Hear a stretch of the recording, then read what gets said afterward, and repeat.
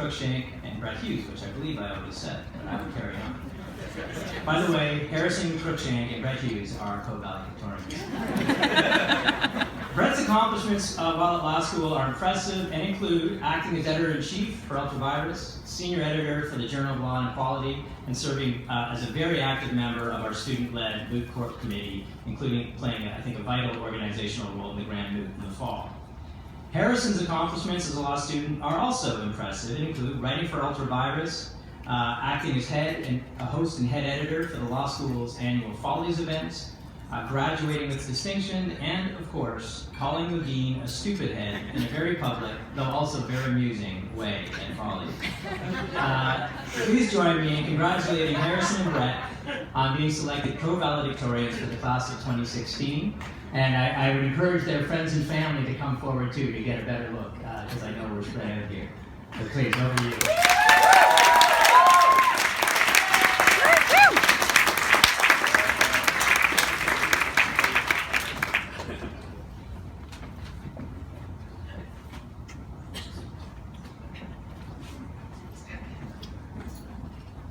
Good afternoon. We would like to extend a warm welcome to our family, friends, and loved ones who are joining us today. For those of you who have not met us, I'm Harrison Cruikshank, and joining me is Brett Hughes. Out of the 4 white guys, valedictorian candidates. That's weird. Well, we had the most votes, and so share the honor of mansplaining the law school experience. To my fellow members of the class of 2016, congratulations. You have just graduated from the most expensive and therefore best law school in the country.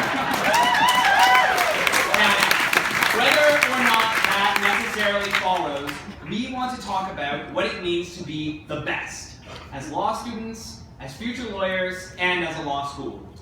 I'm happy to say that U of T Law should boast about having some of the best students in the country. We are philosophers and economists, activists and accountants, musicians and writers, and so much more.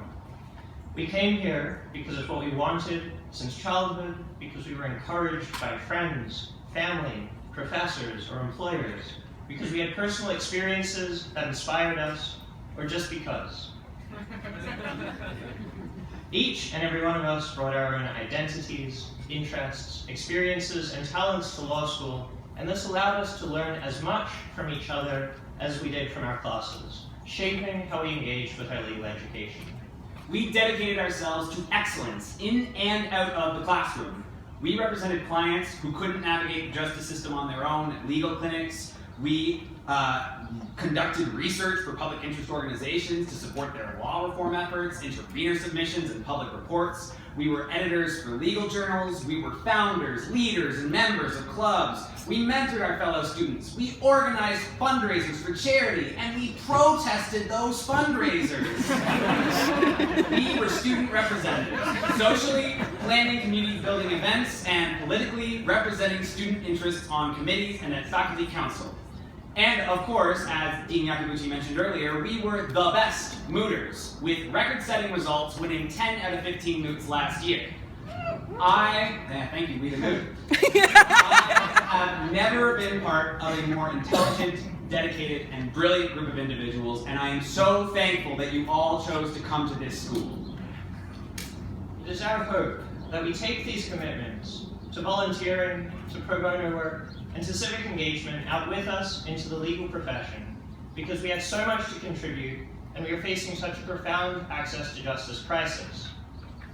But let's remember that the role of pro bono work reflects as much a failure as a success of the legal profession. Access to justice for those without means should not depend on charity. Now, I want to talk about the bar materials. As we all know, Section 5.6-1 of the ELSA Rules of Professional Conduct says, "A lawyer shall encourage public respect for and try to improve the administration of justice."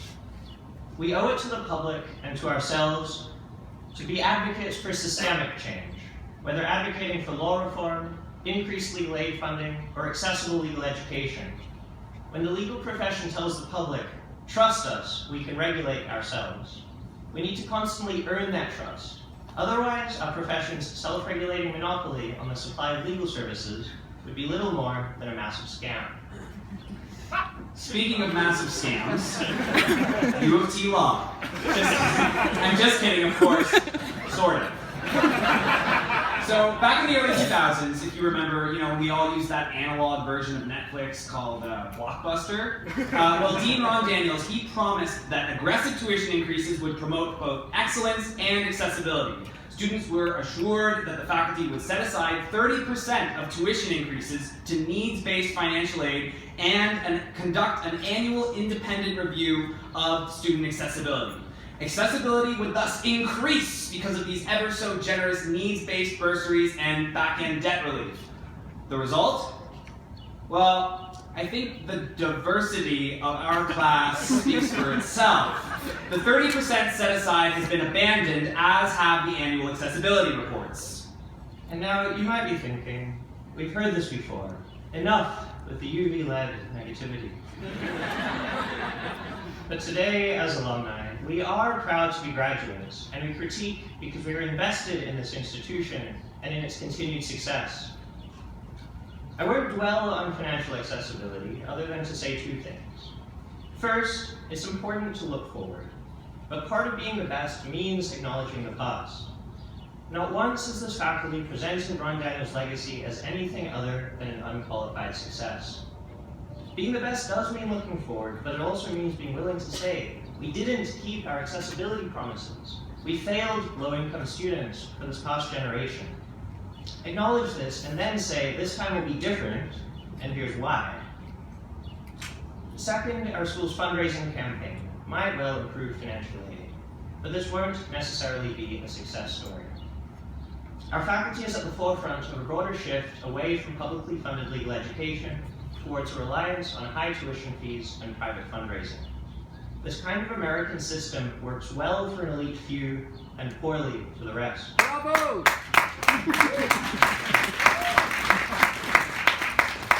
We want law schools to have less resources when more of their alumni work in the public interest and have less to donate. Of course, the government, and not just U of T, is responsible for the shifting landscape. As alumni, we should advocate for better from both, because trying to improve the administration of justice starts with accessible legal education. Relying on donations isn't always a great strategy anyway, particularly when it comes to this year's graduating class, many of whom already have donor fatigue just from paying tuition during the construction era. We were all promised a shiny new building for our third year and instead received a noisy, freezing library which we held as a tenancy in common with mice for 2 months. But we made the most of our time here. Though we didn't have our own building to socialize in, we built a community based on our shared indignation over how crummy the transition space was and how much we hated being taunted with a live feed of the construction site. Our friendships were not forged in a cushy library cafe, but in the fires of 1L. We were the last cohort to take administrative law in first year and have 6 or 7 100% final exams in April. Though trying, this did give us a perpetual sense of superiority over future law classes, which was nice. Okay, now hearing these kinds of complaints, you might be saying, oh, hold on, buck up. If you're feeling sad, just buy a baseball team. It's no big deal.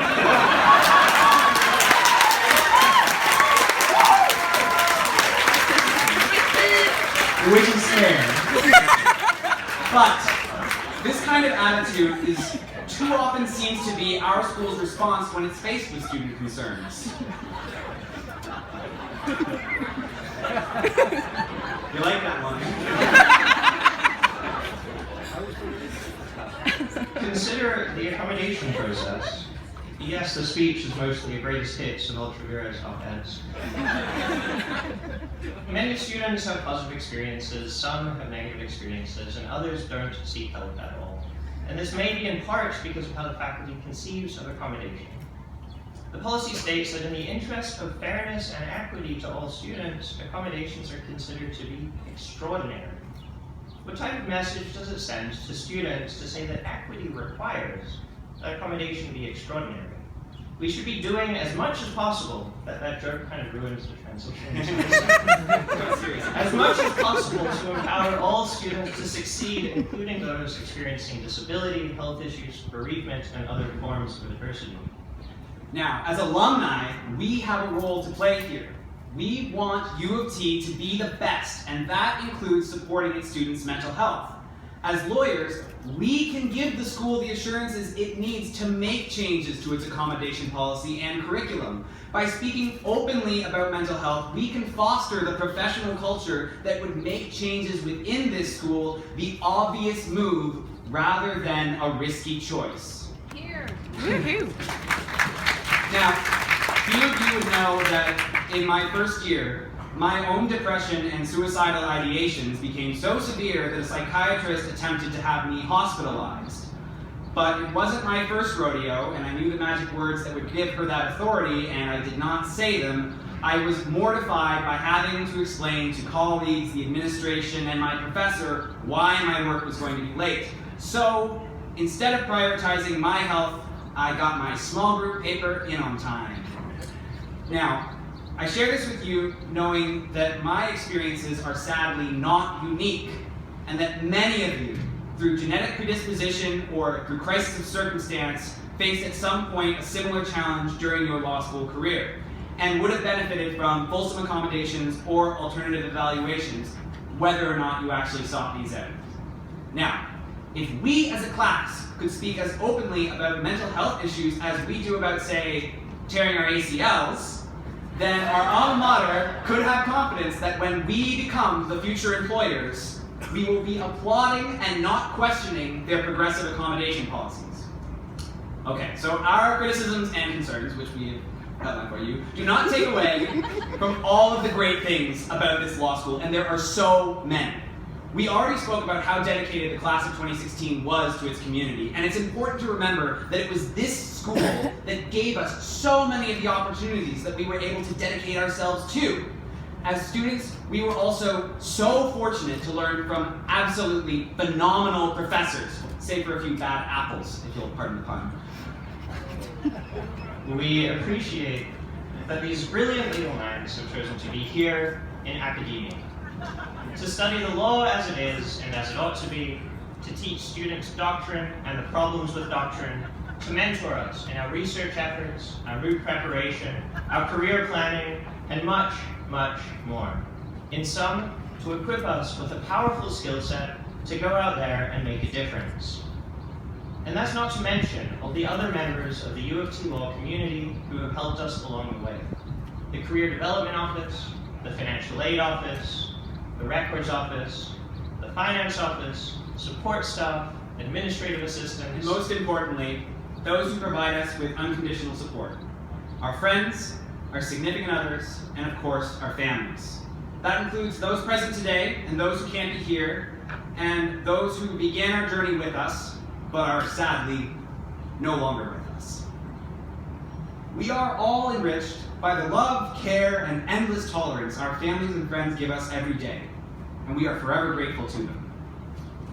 There's a passage from one of my favorite authors, Terry Pratchett. Why do you go away? So that you can come back, so that you can see the place you came from with new eyes and extra colors. And the people there see you differently too. Coming back to where you started is not the same as never leaving. I think this quote captures something about what it means to learn to think like a lawyer. For better, we don't leave law school the same people as before, simply having learned the laws. For better or for worse, we see institutions, communities, governments, other people, and even ourselves with new eyes and extra colors. We are more attentive to the ways that the law can be a tool to foster change or uphold the status quo, to the ways the law can take on a force of its own, but how it is still ultimately given content by those who work with it, by us. And on that note, I'd like to leave you with the words of one of my favorite authors, Dr. Seuss. My foot is cold.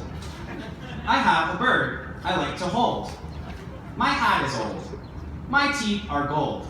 I have a bird I like to hold. That's what I was trying to say. that we have felt very privileged to be your valedictorians. And we have all been so privileged to have studied at U of T Law. Now let's make it count. Thank you, everyone. You're the best. Bravo!